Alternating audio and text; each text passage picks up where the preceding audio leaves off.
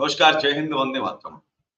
मैं हूँ केशव पंडित और आप देख रहे हैं देश का तेजी से बढ़ता है टीवी न्यूज़ चैनल। तो आपको सीधे ले चलते हैं अरविंद केजरीवाल की जेल जाने से पहले जो प्रेस कॉन्फ्रेंस है, वो लाइव हो रही है। हम वही आपको सीधे ले चलते हैं। किसी ने सपने में नहीं सोचा था बिजली फ्री हो सकती है, वो सपना सच करके दिखाया केजरीवाल ने। किसी ने सपने में नहीं सोचा था प्राइवेट स्कूल से बेहतर सरकारी स्कूल बन सकते हैं, वो सपना सच करके दिखाया केजरीवाल ने। मोहल्ला क्लिनिक बनाया, दवाएं मुफ्त की, बुजुर्गों की तीर्थ यात्रा कराई, माताओं बहनों के लिए बस की यात्रा फ्री की। एक ऐसा आदमी हिंदुस्तान की राजनीति में उभरा जिसने 10 साल के अंदर आम आदमी पार्टी को राष्ट्रीय पार्टी बनाने का गौरव हासिल किया।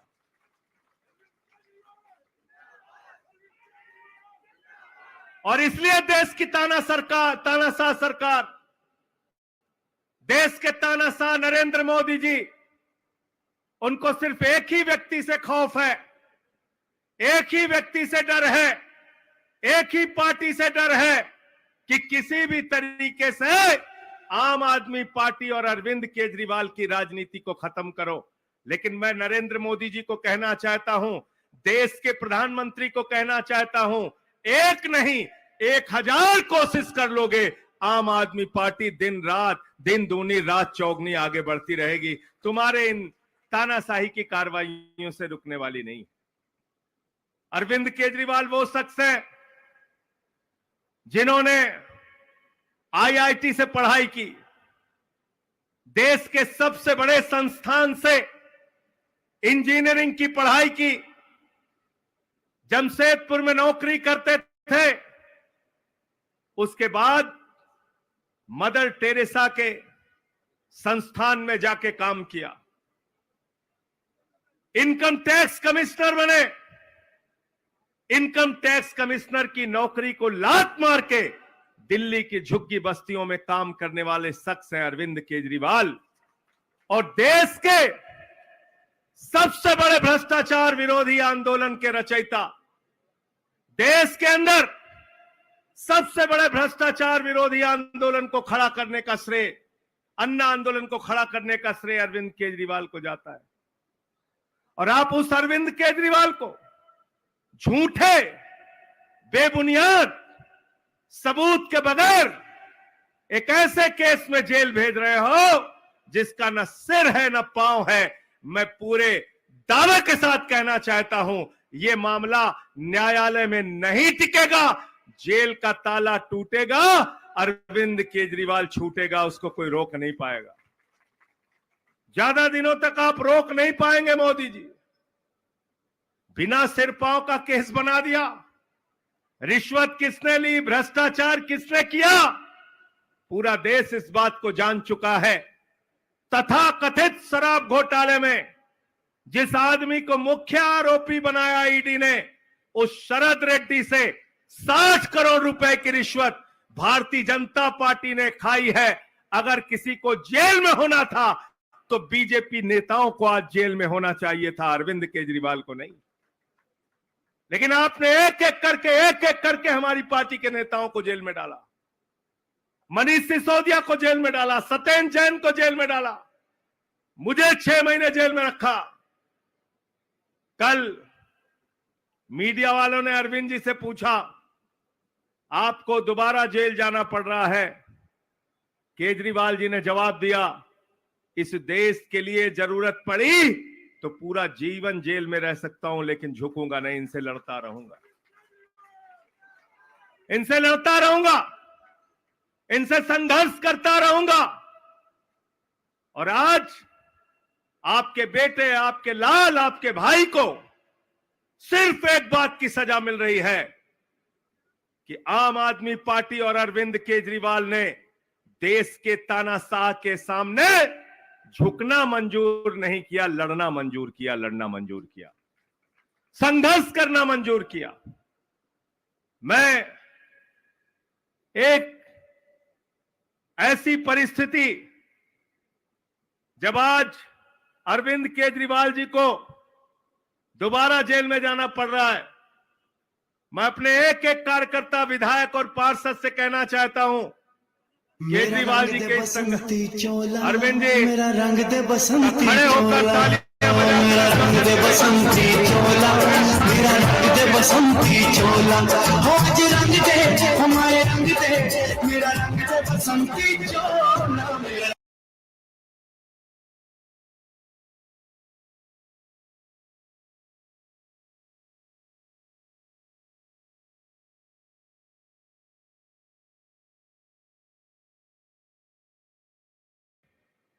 आम आदमी पार्टी के मुखिया, दिल्ली के लोकप्रिय मुख्यमंत्री, हम सब के लिए प्रेरणा के स्रोत आदरणीय अरविंद केजरीवाल जी को आमंत्रित करता हूं कि वह आए और आपसे अपनी बात सामने रखें, आपसे संवाद करें। आदरणीय अरविंद केजरीवाल जी, अरविंद केजरीवाल, अरविंद केजरीवाल, अरविंद केजरीवाल।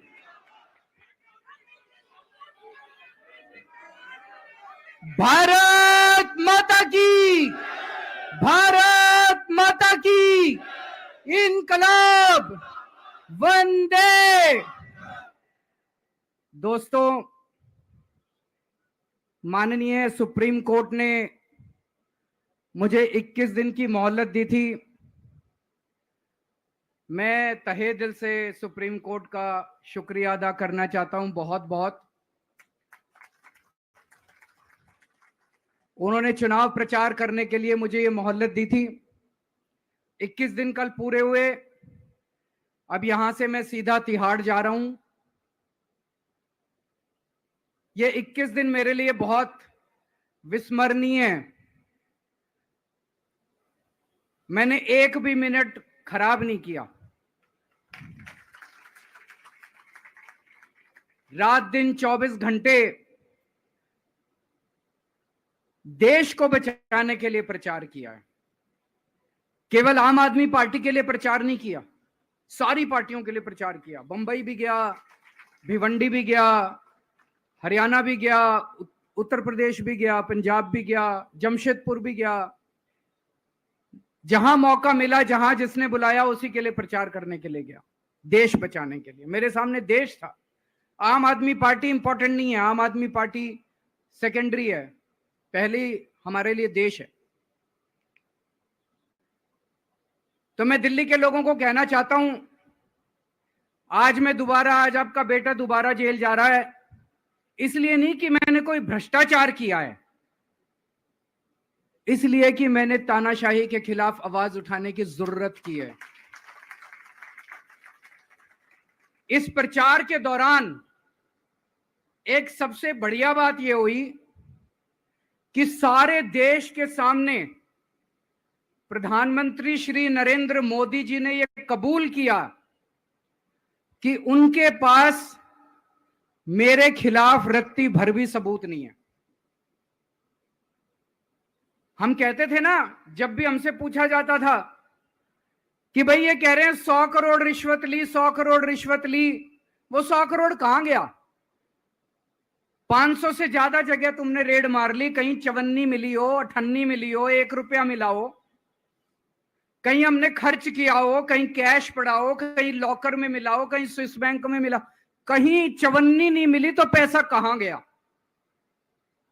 तो एक टीवी चैनल के इंटरव्यू में उस टीवी वाले ने मोदी जी से पूछा कि प्रधानमंत्री जी, ये केजरीवाल चारों तरफ कहता घूम रहा है कि आपके पास उसके खिलाफ कोई सबूत नहीं है, आपके पास उसके खिलाफ कोई रिकवरी नहीं है, फिर आपने उसको गिरफ्तार कैसे कर रखा है?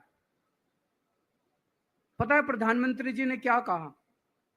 प्रधानमंत्री जी कहते हैं, मैं मानता हूं कि केजरीवाल के खिलाफ कोई सबूत नहीं है, मैं मानता हूं कि केजरीवाल के खिलाफ कोई रिकवरी नहीं है, क्योंकि केजरीवाल अनुभवी चोर है। चलो मान लिया मैं अनुभवी चोर हूं, तुम्हारे पास सबूत तो नहीं है, तुम्हारे पास रिकवरी तो नहीं है, तो यूं ही डाल दिया मेरे को जेल में, बिना सबूत के डाल दिया मेरे को जेल में, बिना रिकवरी के डाल दिया जेल में। देश के इतिहास में 75 साल में सबसे ज्यादा बहुमत से आई हुई सरकार है। एक बार 70 में से 67 सीट, दूसरी बार 70 में से 62 सीट, 55% से ज्यादा वोट शेयर। इतने भारी बहुमत वाली सरकार के मुख्यमंत्री को आपने बिना सबूत के जेल में डाल दिया। यही तो तानाशाही है कि जिसका मन करेगा मैं उसी को जेल में डाल दूंगा, जिसका मन करेगा उसी को जेल में डाल दूंगा। और पूरे देश को मैसेज दे दिया कि अगर मैंने केजरीवाल को फर्जी केस में जेल में डाल दिया तो तुम्हारी तो औकात ही क्या है, किसी को भी पकड़ के जेल में डाल दूंगा। इसी तानाशाही के खिलाफ लड़ रहा हूं मैं। और इस किस्म की तानाशाही अपने देश को बर्दाश्त नहीं है। भगत सिंह ने कहा था ना कि जब सत्ता तानाशाही हो जाए तो जेल जिम्मेदारी बन जाती है। सबकी जिम्मेदारी है जेल में जाना, इसके खिलाफ आवाज उठाना। भगत सिंह के चेले हैं। भगत सिंह देश को बचाने के लिए, देश को आजाद कराने के लिए जेल गए थे। भगत सिंह देश को आजाद कराने के लिए फांसी पे चढ़े थे। हम देश को बचाने के लिए जेल जा रहे हैं। इस बार जब जा रहा हूं, मुझे नहीं पता अब मैं कब वापस आऊंगा, मुझे नहीं पता ये क्या करेंगे मेरे साथ जेल में, लेकिन मुझे कोई परवाह नहीं है, जो मर्जी करें। अगर भगत सिंह फांसी पे चढ़ गए, मैं भी फांसी पे चढ़ने के लिए तैयार हूं। मेरे शरीर का एक एक कतरा इस देश के लिए, मेरे शरीर के खून की एक एक बूंद इस देश के लिए, मेरे जीवन का एक एक पल देश के लिए।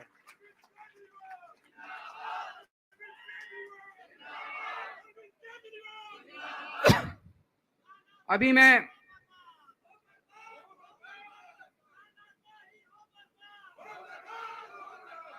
अभी राजघाट गया था सभी साथियों के साथ।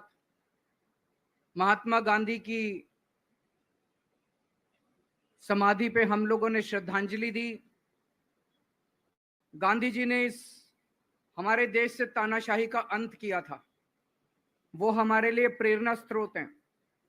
उसके बाद हम कनॉट प्लेस गए, हनुमान मंदिर, वहां पे हमने हनुमान जी के मंदिर में जाके हनुमान जी का आशीर्वाद लिया।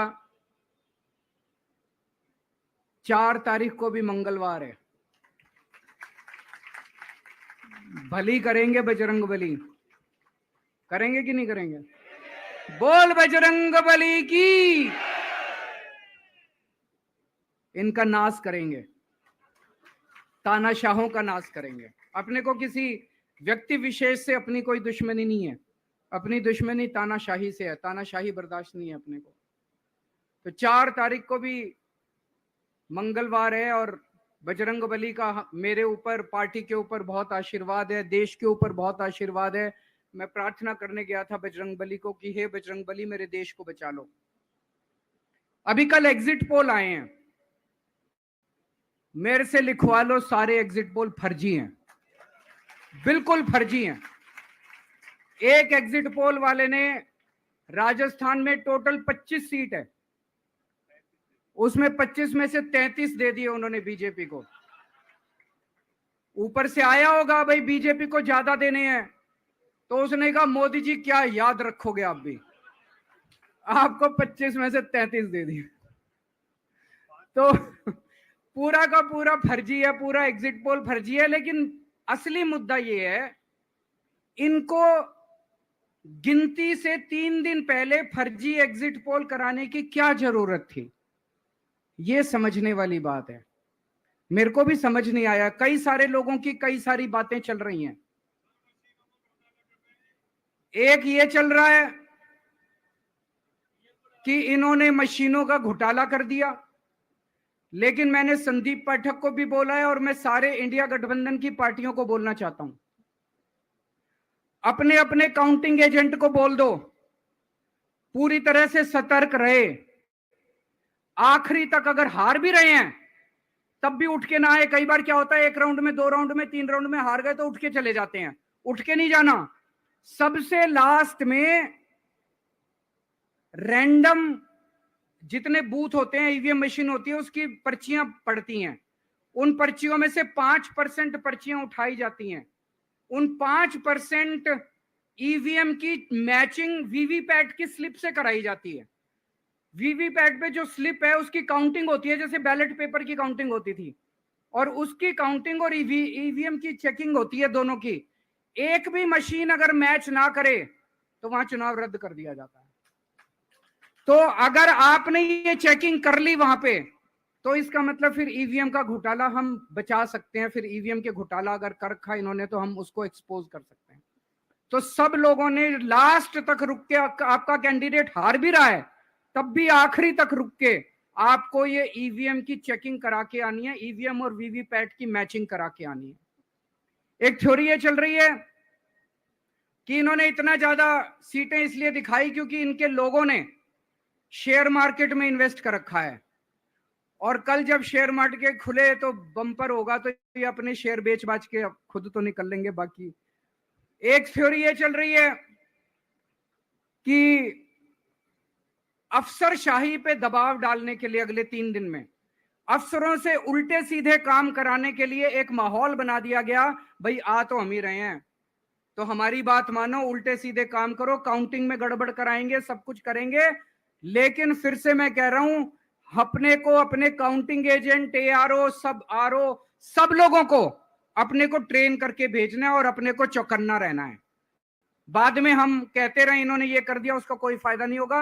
अभी अपने को चौकन्ना रहना है। एक थ्योरी ये चल रही है कि अगर इन्होंने कल ही कम सीट दिखा दी होती एग्जिट पोल वालों ने, तो हो सकता है कि इन दोनों के खिलाफ आरएसएस में और बीजेपी में कल ही बगावत शुरू हो जाती। 4 तारीख तक इंतजार ही नहीं होता, हो सकता है। तो कई सारी थ्योरी चल रही हैं, लेकिन अपने को सतर्क रहना है, चौकन्ना रहना है। मेरा अपना मानना है कि 4 तारीख को इनकी सरकार नहीं बन रही है। ये एग्जिट पोल से घबराने की जरूरत ही नहीं है, माइंड गेम है इनका, माइंड गेम खेल रहे हैं। आपको डिस्करेज करने के लिए, डिप्रेशन में डालने के लिए बिल्कुल नहीं जाना। आप इस उससे जाओ कि आप जीत रहे हो, आप अपने उस कॉन्फिडेंस से जाओ कि आप जीत रहे हो, और आखिरी तक आपको बैठे रहना है, किसी भी हालत में बैठे रहना है आपको। हमें हर एक को लड़ना पड़ेगा। ये चुनाव किसी पार्टी का या किसी नेता विशेष का नहीं है। ये चुनाव इस देश को बचाने के लिए है, इस देश में जनतंत्र को बचाने के लिए है। जिसके लिए भगत सिंह, गांधी जी सब लोग लड़े थे, वही माहौल आज है। जिस तरह से हमने अंग्रेजों को हटाया था, आज इस सत्ता को अपने को हटाना है। तो मैं सभी आप सब लोगों का, सभी साथियों का बहुत बहुत शुक्रिया अदा करना चाहता हूं। बहुत साथ मिला आप लोगों का इन 21 दिनों में। अब जब भी मैं लौट के आऊंगा फिर मिलेंगे आप लोगों से। तब तक के लिए अलविदा।